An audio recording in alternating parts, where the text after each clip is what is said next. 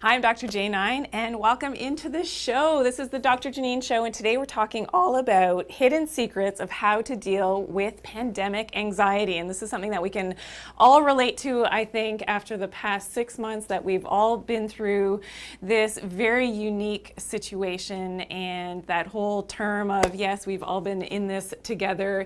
Have we really?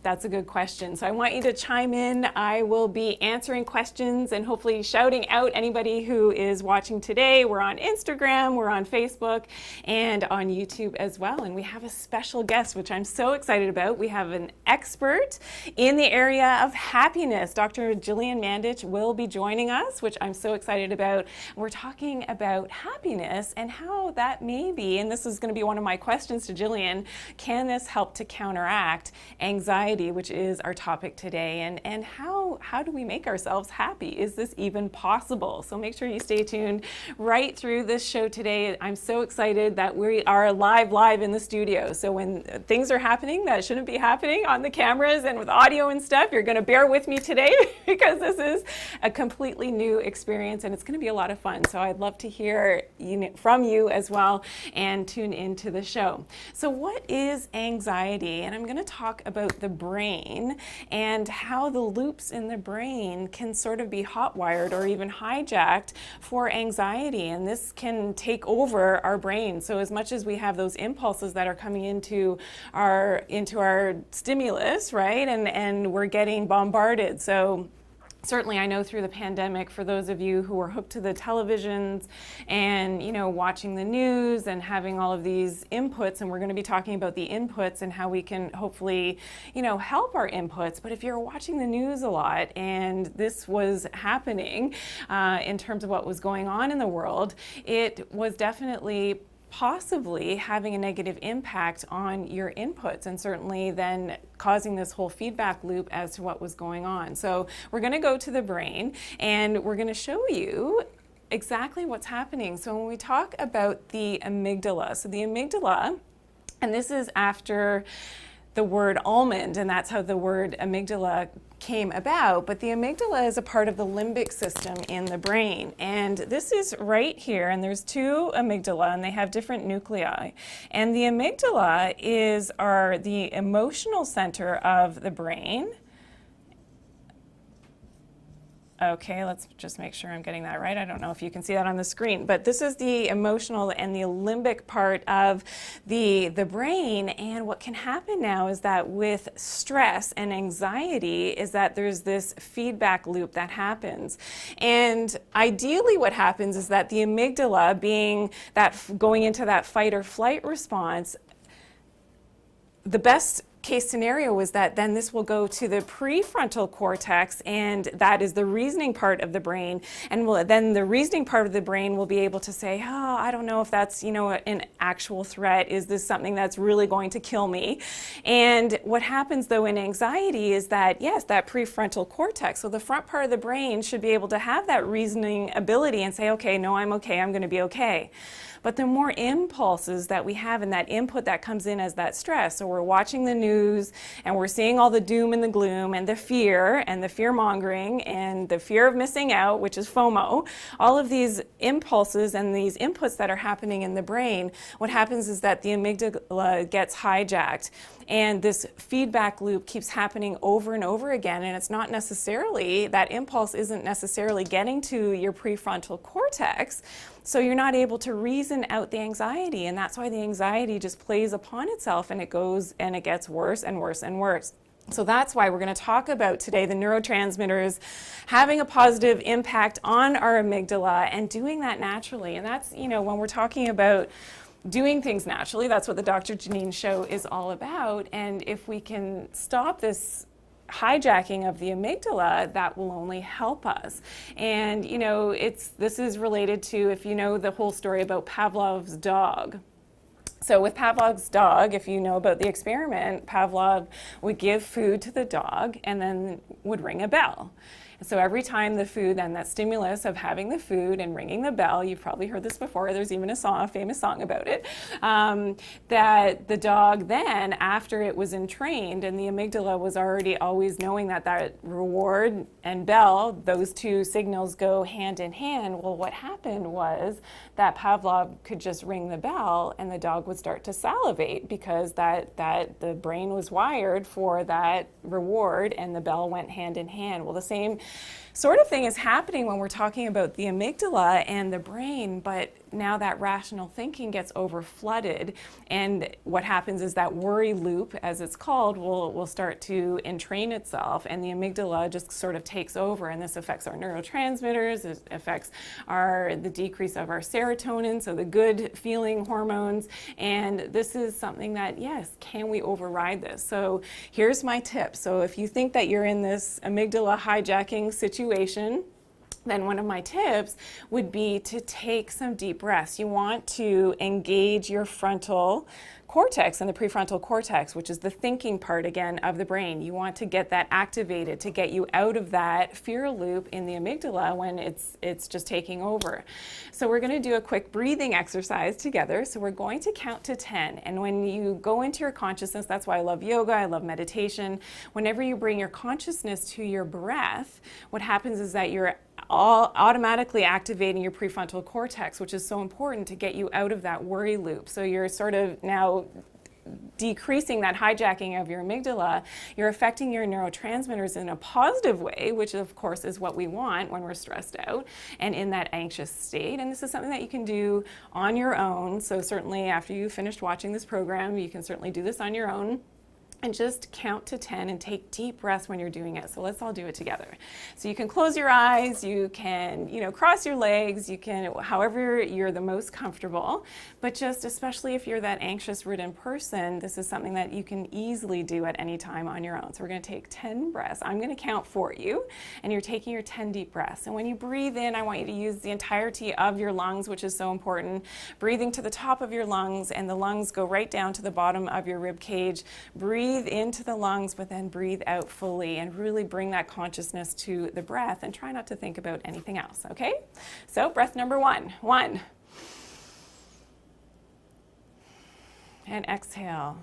And 2. And you can close your eyes. And exhale. And 3. And exhale. 4.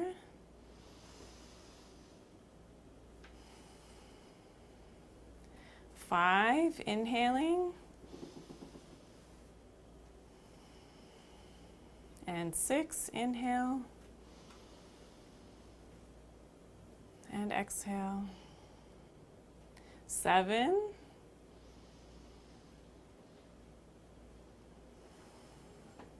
And 8, inhaling.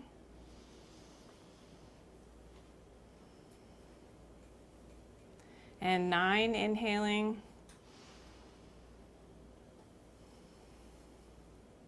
And 10, inhaling.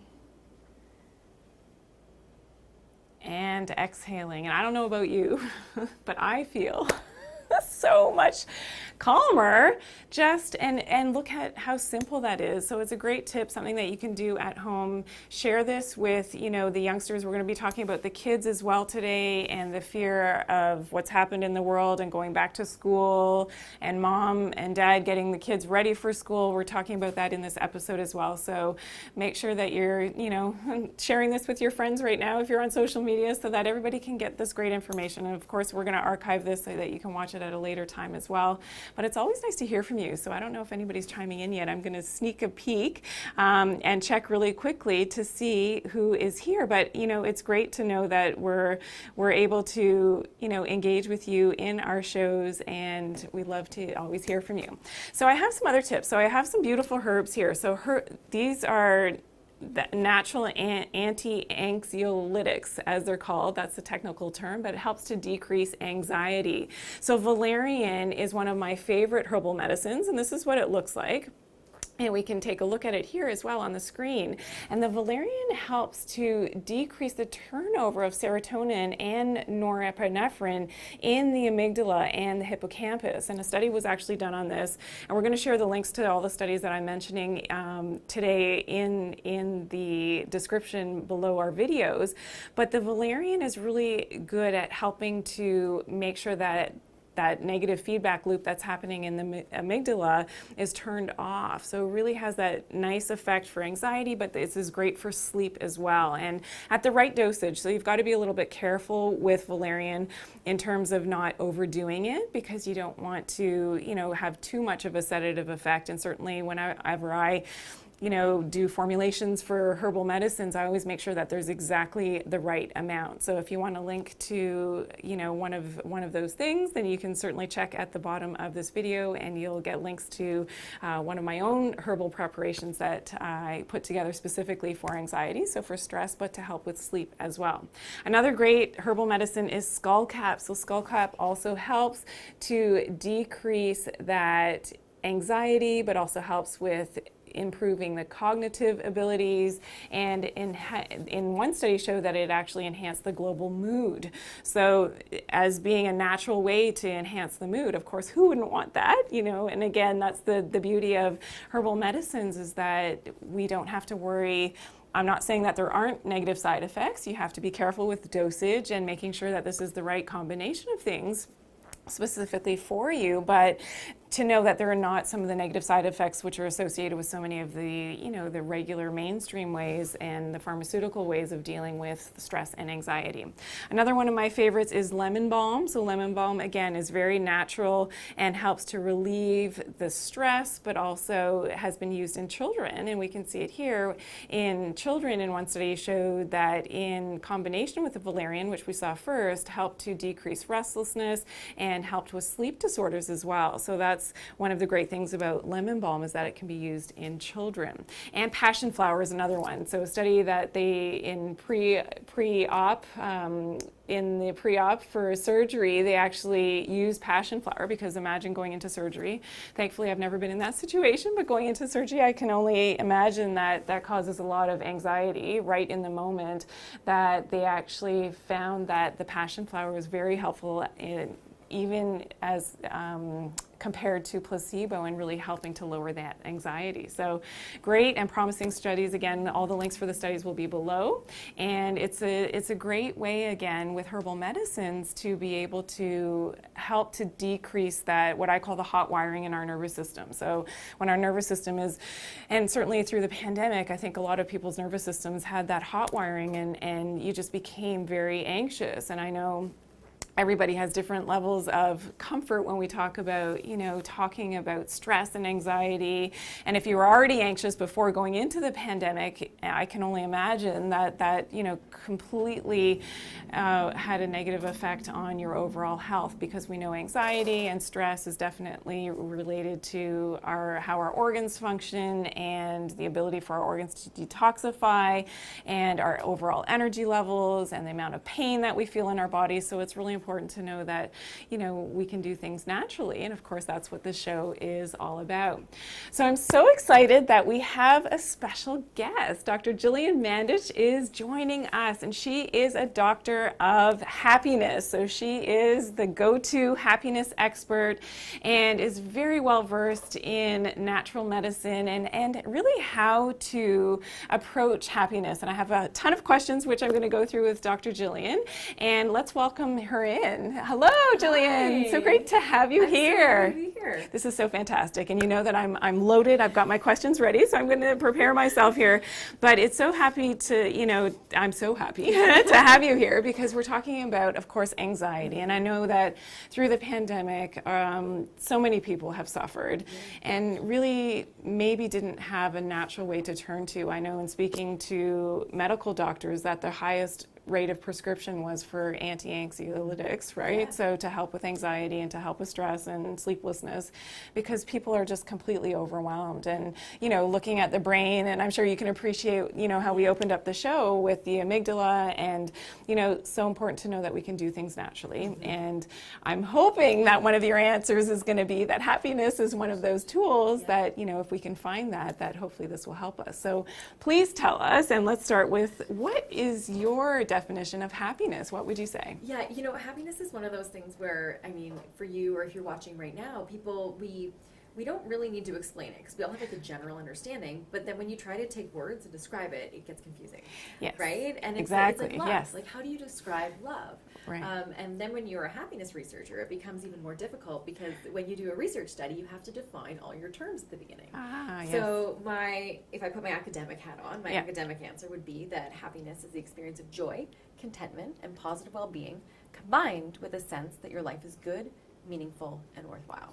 So that's the sort of paper answer, but essentially happiness it sort of has two components, the way I see it. It's how you're feeling now in the moment, but there's also sort of that longevity piece, because generally throughout the day we have fluctuations. We have good times, we have bad times, we have stressful times, we have anxiety causing times, but generally it's how do we feel? What's the joy? It's that meaning in life, and that purpose and contentment, I think, is another important element of it too.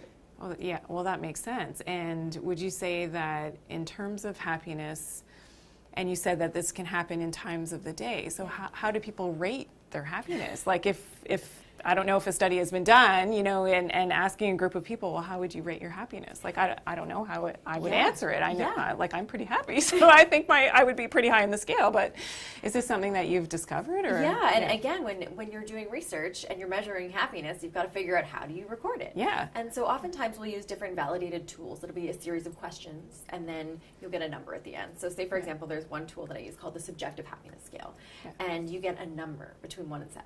And it's like, okay, you're a 4.2. But again, what does that mean? So part of it is the sort of comparing over time, and that temporal element of happiness. But at the same time, one of the things is that when we measure happiness, what's really interesting is that research shows that if I asked you right now, even just on a scale of 1 to 10, how happy are you? Yeah. What would you say? 8.5. So research would show that you're pretty good. If I was to take a tool and assess you, you would probably be pretty good at measuring your own happiness. But what we're not good at as humans is figuring out what makes us happy. So oftentimes we'll think, I will be happy when. Fill in the blank. And when I have this car, or this partner, or whatever, dollars in the bank, size, whatever. But we have this sort of erroneous thought in our brain that we will be happy when something happens. So research shows that we're good at measuring how happy we are, but not so good at figuring out what makes us happy. That's where the work is.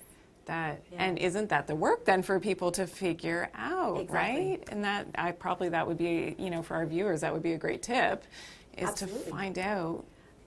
So often when I do research, if I'm doing interviews or a focus group, I'll say, okay, well, are you happy? And then they'll say, yeah, maybe, or like, are you as happy as you could be? And oftentimes they'll say no, and I'll be like, okay, well, what makes you happy? And then I'll get like blank stares. Because so often we actually don't take the time to think about what are those things in my day? What are those people or activities that make me happy? And so if we don't know what they are, no wonder that we're not so happy. Right?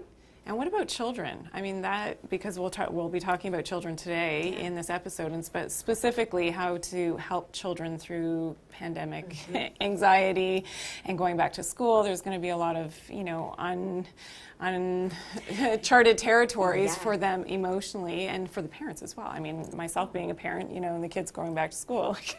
Absolutely. How do we deal with this? Yeah, and this is I do research part-time at Sick Kids here in Toronto, and especially when you look at the mental health side of it, it's very difficult. One of the things I think it's important to remember as a parent is that kids are like sponges, and they watch everything that you're doing. So if you're anxious, your kids see that. And so part of it is really focusing on us first, because happiness begins within. And then at the same time, you can't tell your kid, don't be anxious, when you're a ball of anxiety. Right. Right? Exactly. So it's a family affair. It's really about, as a family, and what behaviors are you modeling for your kids? Because telling them is one thing, and that's great, but really show your actions. Are you doing the deep breathing exercises that you talk about, right? Yes. As a family, are we turning off the news? Are we moving our bodies? Are we going for a walk? Because that's the best way to really set your kids up for success. And childhood is really, like research shows, it's this window of opportunity where when you instill healthy behaviors in your kids at a young age, they're much more likely to continue that into adulthood. So it really, now is the time. And right now especially, it's how do we find natural solutions to help to combat anxiety so that we can live our best life. Right. I love that. And because they always say that, your kids aren't going to do what they hear you tell them to do. It's what are you doing, right? Exactly. So they're modeling after us. And I definitely see that with our kids. That's why we try to be, as parents, the healthiest, right? Yeah. Both emotionally, but also physically. Like you said, the exercise and getting active with our kids is an important part of a healthy lifestyle because they're only going to do what they've done, right? Exactly. We can hope when they get older, right? And the other thing with it is, like, physical health and mental health are not separate things. They're related. Yes. And so that's the other, especially with happiness, it's not just that it feels good. We have physical benefits when we're happier. Right. When you look at research and you compare happy people to unhappy people, happy people have low rates of cardiovascular disease. They have stronger immune systems. They heal faster from injury. They tend to get better sleep. So it really, all of this is the same conversation because everything is linked. And so when we focus on the physical health, it has positive implications for our mental health. And when we focus on our mental health, we see the benefits physically in our body too. Right. So would one of your tips be then to get more happy? Let's say the person, our viewers are watching and they've been stuck on the couch and they've been watching the news and, all the negativity and the fear-mongering that's happening. What would be the tip?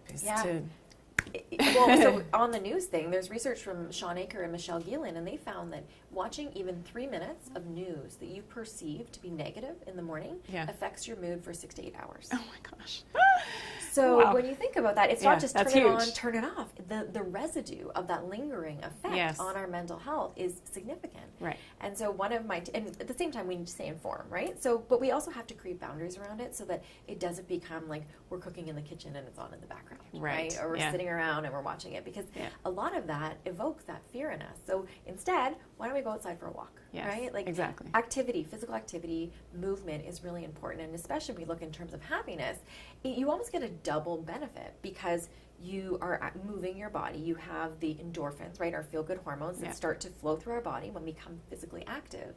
And at the same time, it affects our physical health as well. And what's really cool is it doesn't need to be like a 60-minute workout. Research shows that even 10 minutes of physical activity can affect your mood.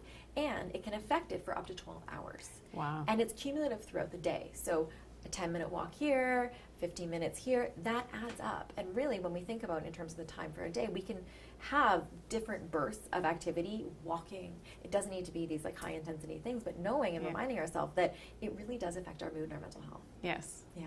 Amazing tip. Yeah. Well, thank you. Get moving. That's get moving, which is something that we talk about all the time on the show here that, I don't think we've ever done a show where we haven't mentioned some type of exercise that it's so important, but people, I think, they don't realize. And especially to hear from an expert, that there's actual research behind the benefits. It's incredible. And why wouldn't you? Right? There's research that shows that exercise can be potentially more of a benefit than taking an antidepressant. Wow. Right? Yeah. And when we think about the things that we can control in our life and the things that we can all find time to move our body every day. And knowing that that is impacting not only your physical health, but also your mental health. Right? Yeah. So everyone have to get moving. Everybody get moving, which it's so important because, in terms of, and one more question that I do have for you is happiness something that we can teach? Is it something that we can, yes, we have to get more active, and we have to breathe more and do, but is it something that we can teach? Yes. It is. It is. What's really cool is that when you look, happiness has a genetic element. It also has an environmental element that affects it. And there's still a big piece of our happiness that's a skill-based learned behavior. There's a piece that is our thoughts, our actions, and our behaviors. And so as a happiness research, researcher, my work focuses on that piece of happiness, because genetics, we can't change them. Maybe you can change gene expression, but it's very hard. Environment can change, but again, very difficult. So we think about the area of opportunity when we can start to focus on our thoughts, our actions, and our behaviors. Research really shows that that can have a significant effect. So if you think about happiness like a muscle, that's kind of how I think about it. So if you wanted to get strong, you go to the gym, you exercise, and you get stronger over time. Happiness is the same sort of idea, where it's like a muscle. So the more that we do things that bring us joy, that make us happy, it grows. And research shows that over time, you can not only increase your happiness, but you can sustain it at an elevated level. Wow. Wow. Yeah. That's huge. It's really interesting, and it's one of those things where it's like fitness or nutrition. Like, you would never drink a green smoothie in the morning with like all the superfoods and then say, I've reached nutritional wellness, right? I'm good. I don't need to eat again. You never go to the gym and have like the best workout ever and say, I'm fit, I'm done. Yes, right? exactly. But for some reason with happiness, we think about, I will be happy when. When if you switch your thinking and you realize that if you want to live a healthy life, you have to eat healthy food.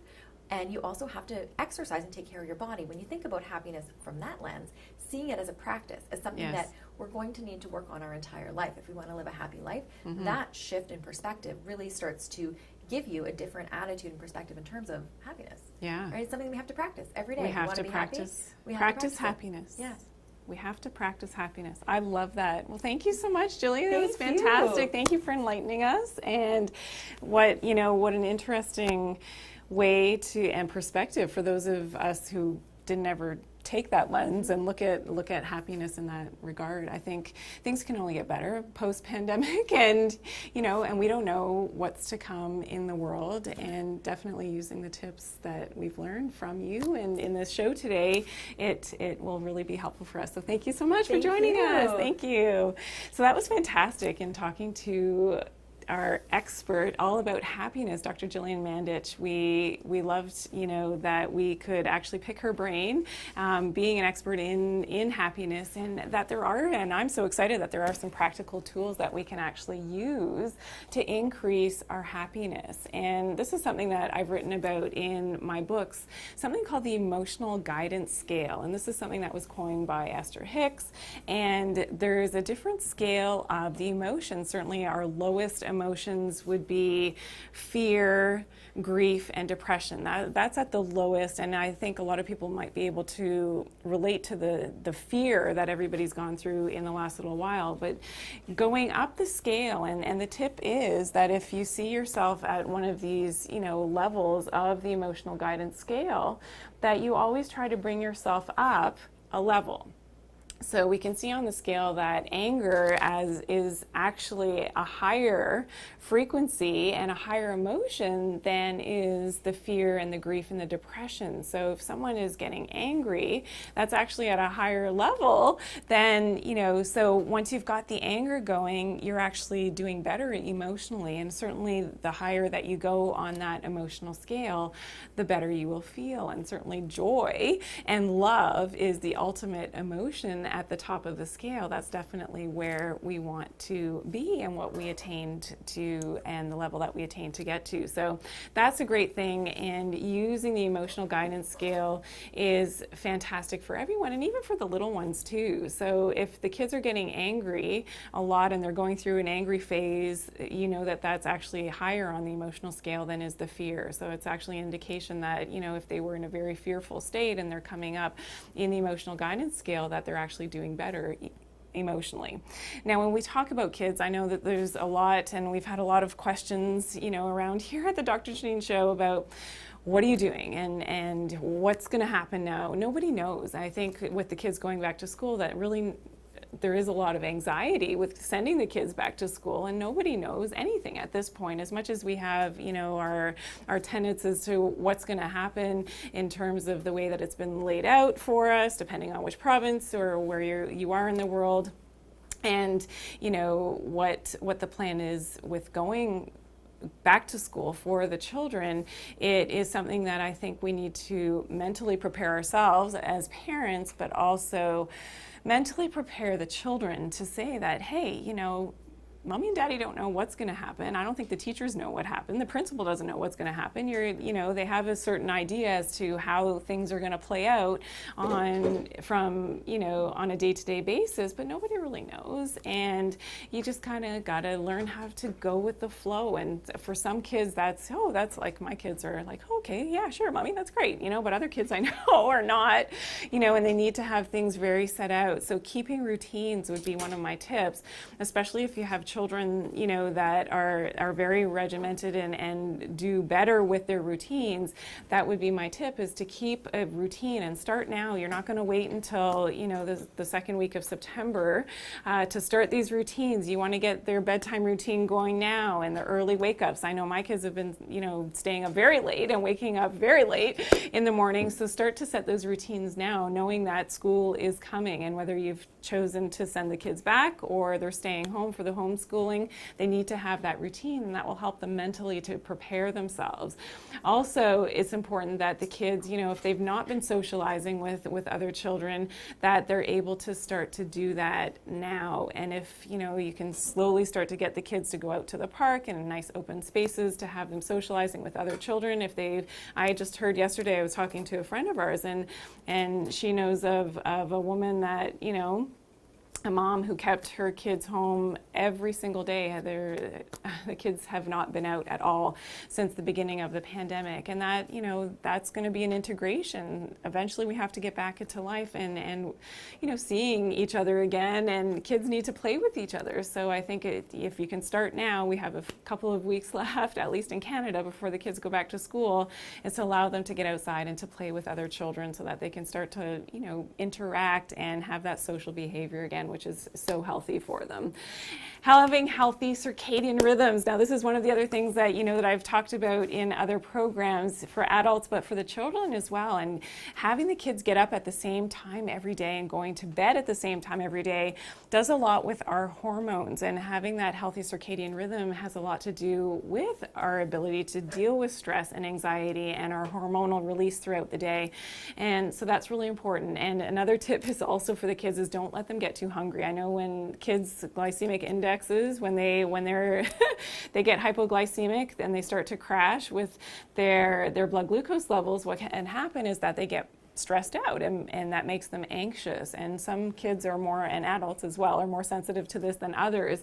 So make sure that the snacks are happening, the regulated meal times are happening, so that your kids don't get too hungry, and that they are able to help to deal with that, so that now it's not a hormonal reason why that anxiety level is going up. And that's something that we can hopefully have a positive impact if you can get your kids to eat at regulated times. That will really help get the kids outside and active and exercising. As we heard our expert, Dr. Gillian, was talking about, the importance of happiness and the relationship of happiness and exercise and getting active and moving, and how that has a positive hormonal response on our bodies as well. And there are things that we can do to strengthen our kids. So certainly I know top of mind, and certainly when I wear my other cap as a vitamin formulator, top of mind for everybody was, how do we get our immune systems healthy with going back to school? So whether it's the parents or the children, certainly going back to school, we don't want to be in that situation where there's, the question of, oh my goodness, I hope I can fight this off. Absolutely. So whether that's colds or flus or pandemic-related viruses, we want to make sure that we're keeping our immune system strong. And how do we do this? Well, I always go back and the healthy microbiome. So this has a lot to do with having our healthy digestive tract, and we can see here with the healthy microbiome, it's important to make sure that we have enough of the good guys, so those good friendly gut flora in the digestive tract, and they're like in our army, so our soldiers of good guys that help to combat those bad microorganisms or the viruses or whatever may be coming our way. We have to make sure that we have enough of the good guys, so that's our probiotics, to be able to fight off those bad ones. So by taking, natural probiotics, eating probiotic foods, so whether that's that's kimchi or sauerkraut. That may be a stretch to get the kids to have kimchi and sauerkraut. I know my kids won't eat it, so that's why we give them the natural probiotic every day to make sure that they have enough of those good guys so that they have the healthy microbiome. Certainly the unhealthy microbiome, you set yourself up and your immune system up to be able to contract some of these viruses and things more easily. And we can see this is the unhealthy microbiome, certainly something that we want to avoid. I call this the swamp. So this is something that, a lot of the negative organisms we see in here that can really wreak havoc not only on our digestion and digestive tract, but also on the ability for our immune system to be able to fight things off. So it's important that we take those probiotics every day and do that in a natural way. And, when we're talking about being healthy overall, one of the other great things that we can do with children, but also with adults, is to make sure that we're changing our inputs. So we have different inputs, both, all our senses are inputs for data, and the data is coming into our body, and how our brain deals with that data, depending if you are the anxious type or maybe you haven't been and you're becoming anxious because of what's happening in the world. That's why we want to change our inputs and do this in a positive and natural way. So one of them, when we talk about the eyes, and we talked with our expert, Dr. Gillian, about talking about, watching the news, and if that's the first thing that you see at the beginning of the day, it's probably not something that I would recommend. And I think Dr. Gillian would agree with me that watching, the fear-based news first thing in the morning to start off your day, that can have hours and hours of impact in a negative way on your entire body for hours after seeing that negative news. So we don't want to do that. We want to start in a positive way. Let our visual inputs be positive ones. So whether that's waking up to a beautiful sunrise, whether that's looking at your children, your pets in a fun and loving way, absolutely. Maybe that's a visualization. So if you want to do a natural visualization, by quieting your mind, closing your eyes, going into a sort of meditative state, doing your deep breathing, and visualize what is that beautiful visual scene that you like. That's very calming and very, supportive to your entire mental capacity and what's going on for you, hopefully, because the way you set the tone for the rest of your day will happen first thing when you wake up. So what I like to do is when I'm lying in bed, when I start my day, I like to do a meditation. It doesn't have to be long, and even if you don't know how to meditate, it doesn't have to be anything that's overly cumbersome or difficult. A visualization is great. There's a lot of things that you can tune into in terms of on YouTube and watch. In terms of great, positive visualizations, there's great aspirational, and affirmations and things that you can do, but that's a great way to start the day, and that's something that I do a quick meditation just to say, okay, where I'm at, where I'm going, it's going to be a great day, and I'm, thank you to whatever you believe in, and giving thanks for having another wonderful day. That's a great way to start the day. And then you'll see that changes your energy for the rest of the day, that you'll end up having a very positive and less anxiety-ridden day. So I want you to do that as a natural tip.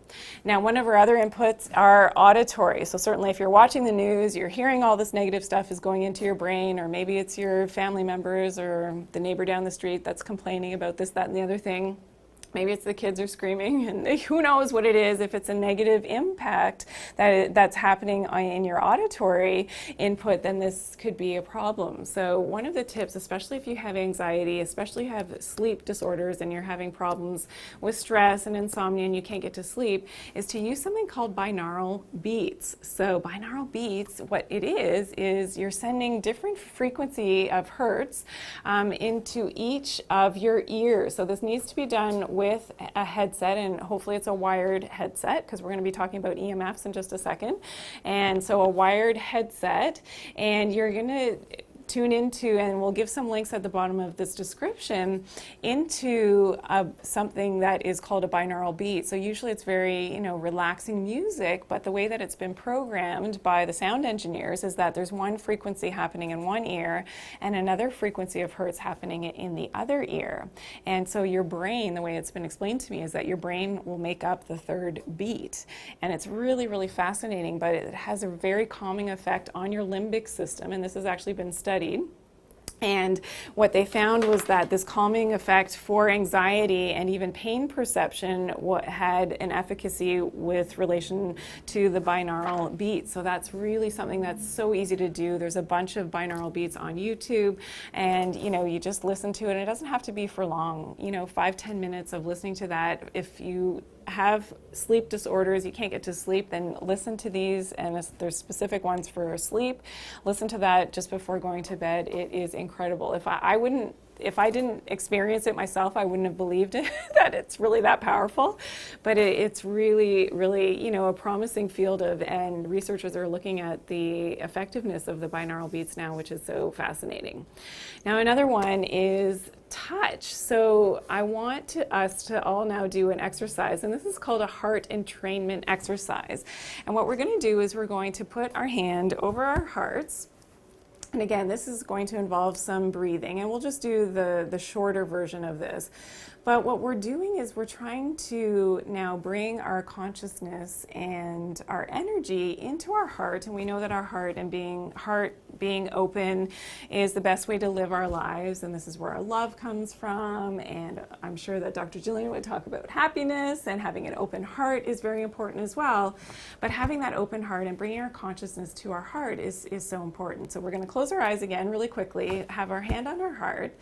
And we're going to take a few deep breaths, but then what we're going to do is we're going to bring that consciousness from our heart up into our brain. And what this does, and why it's called the heart entrainment exercise, is that you're bringing that energy and now that connection between those feel-good, heart open feelings with the neurotransmitters in the brain, especially the amygdala. So at the top of the show, we talked about the hijacking of the amygdala, which is not the healthiest way to be, especially if we have anxiety. So bringing that up and that heart open energy up into our brain and allowing that energy to sit and that consciousness to sit in the brain, but then we're going to send that back down to the heart again. And this is called the entrainment of the heart, because now we're connecting brain and heart together to really open up and to dispel all of that anxiety and those negative hormones that are happening in the brain. So we'll do it for just a few seconds. You can certainly do this on your own after the show today, and I want you to use this tip because it's something that was shared with me by a very wise woman and a healer, and it's something that is life-changing. So for any of you that have the anxiety, especially related to the pandemic and the concerns of what's going on in the world, you can do this, of course, for any type of anxiety. Maybe you've got health concerns and you're not sure. This is a game changer in terms of being able to entrain that heart and have that positive impact on those hormones and the brain chemicals. Okay, so hand on the heart. We're going to take a few deep breaths. Again, breathing in.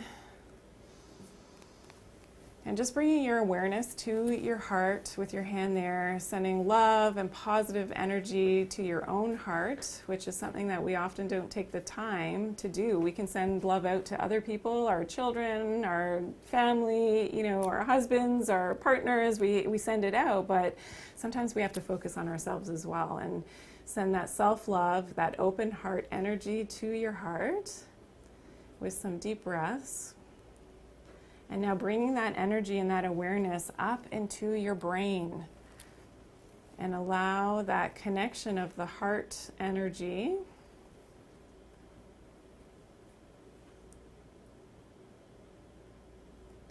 and bringing it up into the brain area,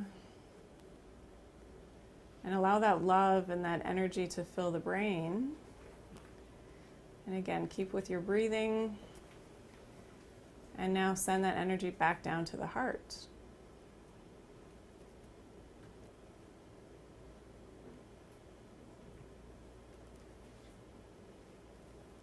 And then sending it back up to the brain. And basically what you do is for 5 to 10 minutes, you ping pong that energy between the heart and the brain, and it's amazing. So even if you have headaches and things, I've done this myself, my head was filled with probably worrisome thoughts and things, and wasn't feeling so great one day, and the added pressure of a storm coming and all that. So I did this because I thought, okay, I don't want to take anything. I want to do something naturally, and opening up that heart energy and sending it up to the brain was something that was really helpful for myself. So let me know how that works for you. I look forward to hearing your feedback on that. But that's the heart entrainment exercise, which is great, and that affects our touch. So the sense of touch, again, when we're changing our inputs, when we're talking about how to deal with the pandemic anxiety, that is one of our inputs. Another input is smell. So believe it or not, what we smell. So smell is the one sense that has the most memory associated with it, because there's only one synapse between our sense of smell and the brain. So it's a very quick reaction to go right to the brain, and that's why I love essential oils. So whether it is lavender, so lavender we know helps with decreasing anxiety, is such a pleasing and very natural way to help with that anxiety. And when we look at the lavender plant, so I have a lavender plant in our backyard, which I love, and just going up to it and smelling it is fantastic, because certainly the essential oils are concentrated of the flowers of the lavender, but it's something that you can definitely use. And I like essential oils topically. I'm not one to ever recommend really doing them internally. Yes, with a guided physician, some can be taken internally, but I love to use them externally. I find that especially when we're talking about the smell, so that synapse to the brain, to have that positive impact on our brain chemicals, that's a great way to do it. So one thing that you can do is you can either purchase an already made and already mixed lavender roller ball, but you can buy these as well as when they're empty, and you can do your own sort of mix of the essential oils. So I love the lavender with the roller ball, and this is something that you can carry, if you've got a purse or your little bag, if you're a guy, and keep it in your pocket even, but use the roller ball, and you could use it on your pulse points. The lavender is fantastic. Frankincense is another one that I love, which is great for the anxiety as well. So even that combination of the two, and usually with frankincense, you're going to want to mix it in with a carrier oil. So I like coconut oil is fantastic.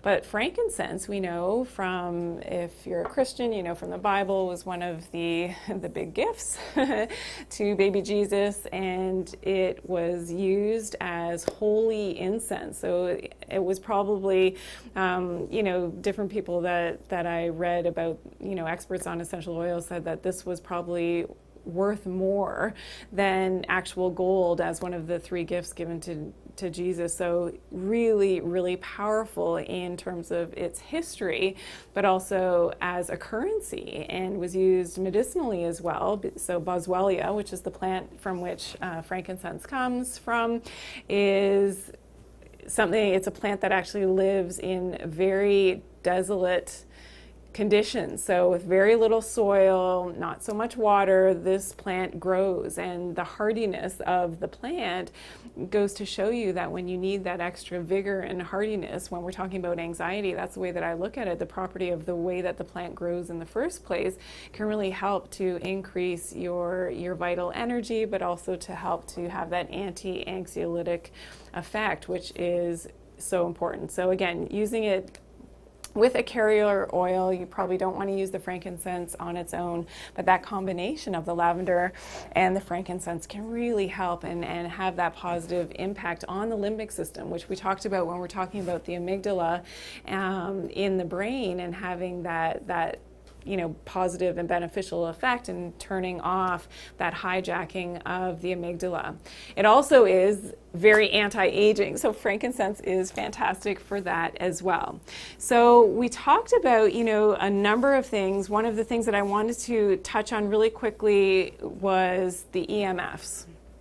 So the history of the EMF exposure is very interesting, and it has a negative impact, unfortunately. So research, as much as it's been downplayed in terms of the negative effects of EMFs, but this can really have an effect on our neurotransmitters in the brain, which of course is concerning when we're anxious already, and we have these EMFs that are coming at us, whether it is from the high power lines, whether it's from radio waves, whether it's from 5G, whether it's from satellites. We know that there's a lot of concern around the EMFs and our overall health, and this has something to do with something called voltage sensor, voltage gated calcium channels. So it has a lot to do with too much calcium being outside of our cells, then getting into our cells, and has a negative impact on the way that our serotonin levels are working, our dopamine and our norepinephrine, so our brain chemicals essentially are affected by this excess calcium getting into the cells. And some of the side effects are very flu-like symptoms. So side effects of this EMF exposure include nausea, fatigue, muscle pain, fuzzy thinking, and these can very much be related to flu-like symptoms. So if this is you and you're the person who's always on the phone and scrolling and checking and doing the social media and doing all of that, and if you're watching this on your phone right now, one of the things that you can do is put it onto airplane mode. So it's interesting. I was telling our friends earlier that I purchased one of the EMF readers to actually, and it's a gauge to see how much EMF is coming out of different devices in the home. I had to know, and sure enough, on the cell phone, yeah, high reading. But it's true when you do, and this is something that I've shared in other shows, that if you put your phone on airplane mode, so no, you won't receive a call. And my kids were like, "What do you mean? I won't be able to get my," well, who's calling you? Like, unless it's me calling you, I'm going to text you. Don't worry about it. Put it on airplane mode. And when I checked it with my reader, yes, it really did decrease that reading of the EMFs, which is so important. Some of when they were testing 5G, so this happened in the Netherlands, it was happening they did it over flat fields so that they didn't have to worry about hills and things and the 5G getting upset with the signaling.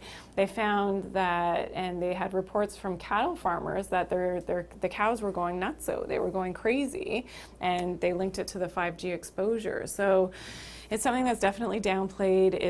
We're going to do a whole episode just on EMF exposure, but it's one of the things that whenever you can decrease your exposure, and we'll give some more tips in our future show all about EMFs, however you can decrease your exposure to those electromagnetic fields, it's really important to do that for your overall health, especially if you have anxiety.